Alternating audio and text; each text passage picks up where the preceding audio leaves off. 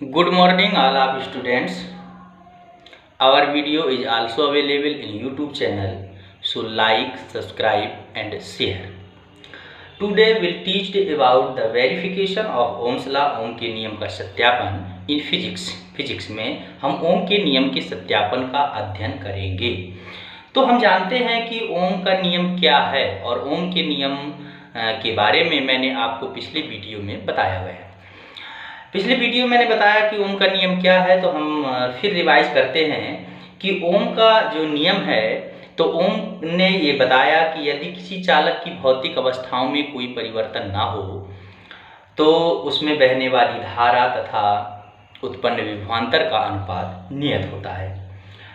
तो हम जानते हैं कि ओम का जो नियम है, तो ओम का नियम किन चालकों के लिए लागू होता है, किन चालकों के लिए लागू नहीं होता है। तो जो ओम का नियम है सभी चालकों के लिए सत्य नहीं है। ओम का नियम सभी चालकों के लिए सत्य नहीं है, यह केवल धातु चालकों के लिए ही सत्य है। यह केवल धातु चालकों के लिए ही सत्य है।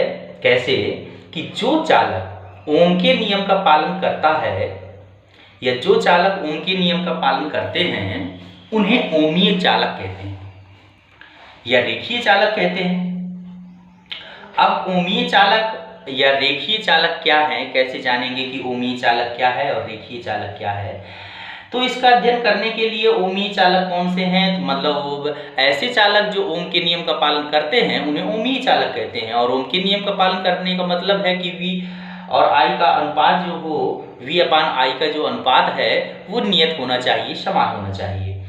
तो यदि परिपथ में लगाए गए विभवांतर तथा चालक में प्रवाहित धारा के बीच जो मैंने बताया कि V/I का अनुपात निश्चित होना चाहिए, नियत होना चाहिए, समान होना चाहिए, तो हमारे पास V और I के विभिन्न मान होंगे। और जब विभिन्न मान होंगे तो हम एक और कंडीशन है जिसके द्वारा हम ये सत्यापित कर सकते हैं कि चालक ओम के नियम का पालन करता है या नहीं करता है।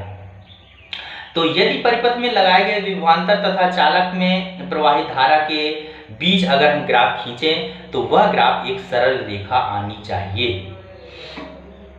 इसके लिए सत्यापित करने के लिए जो ओम का नियम है, एक बैटरी, जैसा कि मैंने चित्र में दिखाया गया है, सत्यापन के लिए एक बैटरी, अमीटर, प्रतिरोध और धारा नियंत्रक को हम श्रेणी क्रम में जोड़ लेते हैं तथा प्रतिरोध तार के सिरों के बीच एक वोल्ट मीटर लगाते हैं।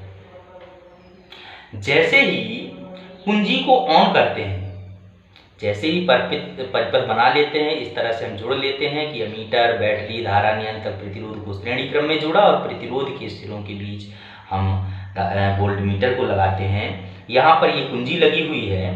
अगर हम कुंजी को ऑन करते हैं तो धारा प्रवाहित होने लगती है। जो हमारा ये परिपथ है इसमें धारा प्रवाहित होगी, और जब धारा प्रवाहित होगी तो यहाँ पर हमने धारा नियंत्रक जोड़ रखा है, और धारा नियंत्रक की सहायता से हम धारा के मान को घटा भी सकते हैं और बढ़ा भी सकते हैं।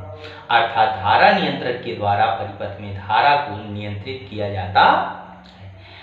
परिपथ के धारा को धारा नियंत्रक द्वारा धीरे धीरे बढ़ाते हैं। जब धारा नियंत्रक के द्वारा हम परिपथ में धारा के मान को धीरे धीरे बढ़ाते हैं, तो धीरे धीरे बढ़ाने पर धारा के मान को हम अगर ऐसा मान लें कि फर्स्ट कंडीशन में अगर धारा का मान 5 एम्पियर है, second condition, third condition, fourth condition, इस तरह से हम धारा के मान 5 से अधिक प्राप्त करते हैं। तो ये हमने मान लिया कि जो फर्स्ट कंडीशन है जहाँ पर धारा नियंत्रक को रोका गया है, तो पहली कंडीशन में धारा का मान 5 एम्पियर है। और जब धीरे धीरे हम बढ़ाएंगे तो धारा के प्रत्येक मान के लिए अमीटर का पाठ्यांक नोट कर लेंगे। तो हमने मान लिया कि पहली कंडीशन में धारा के मान को 5 एम्पियर पर रखा धारा नियंत्रक की पॉइंट को, और दूसरी कंडीशन में हमने धारा नियंत्रक के द्वारा धारा के मान को इतना बढ़ाया कि वो 10 एम्पियर हो गया।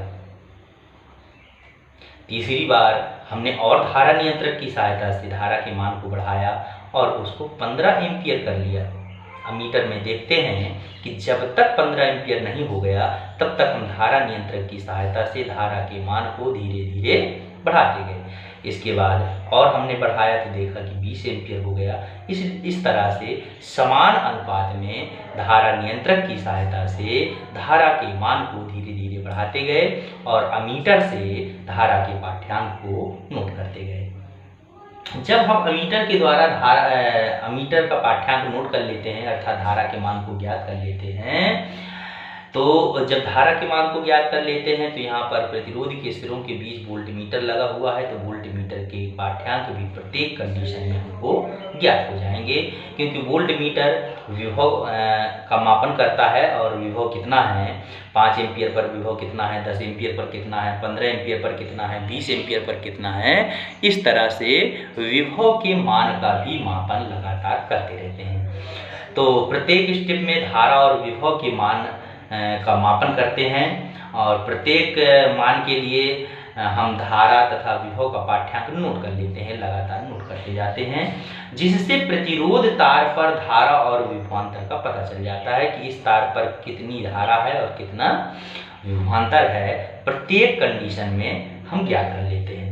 जब प्रत्येक कंडीशन में हमने धारा नियंत्रक को लगातार बढ़ा करके धारा और विभवांतर का पता लगा लिया है, तो हम प्रत्येक बार मापे गए धारा तथा विभवांतर के मानों से हमने I1 का मान निकाला, I2 का, I3 का, I4 का, इस तरह से V1, V2, V3 और V4 ये मान भी ज्ञात हो गए। जब हमारा ये मान I1 कितना है तो V1 का मान कितना है दोनों नोट किया, फिर हमने धारा नियंत्रक को बढ़ाया, फिर I2 का मान नोट किया और V2 का मान नोट किया। इस तरह से क्रमशः चलते गए और हमें V और I के मान लगातार स्टेप बाय स्टेप प्राप्त हो गए। जब ये मान ज्ञात हो जाएंगे तब हम देखते क्या हैं कि करते क्या हैं कि इन मानों से V/I का अनुपात निकालते हैं। फर्स्ट कंडीशन से V/I का अनुपात निकालेंगे, दूसरी कंडीशन से, तीसरी कंडीशन से और चौथी कंडीशन से। जब हम V/I का अनुपात प्रत्येक कंडीशन में निकालेंगे तो प्रत्येक कंडीशन में निकालने पर हम ये देखते हैं कि V/I का अनुपात जो हमारे पास मिला है वो स्थिर है, समान है कि नहीं है, और यदि समान है तो यह परिपथ अर्थात यह चालक ओम के नियम का पालन करता है। अब जब प्रत्येक कंडीशन में हम V/I का अनुपात ज्ञात कर लेते हैं तो हमारे पास I के विभिन्न मान और V के विभिन्न मान हो गए, तो हम एक ग्राफ खींचते हैं V और I के बीच। तो जब V और I के बीच एक ग्राफ खींचते हैं तो हमारा जो V और I का मान आया है वो अगर समान अनुपात में है और समान अनुपात में होने के बाद अगर हम ग्राफ खींचेंगे तो ग्राफ हमारा एक सरल रेखा प्राप्त होगा। और अगर ग्राफ सरल रेखा प्राप्त होता है तो यह सरल रेखीय ग्राफ ओम के नियम की पुष्टि करता है। अगर ग्राफ सरल रेखा प्राप्त होता है तो यह ग्राफ भी एक ओम के नियम की पुष्टि करता है। इस तरीके से हम ओम के नियम का सत्यापन करेंगे परिपथ आरेख के द्वारा।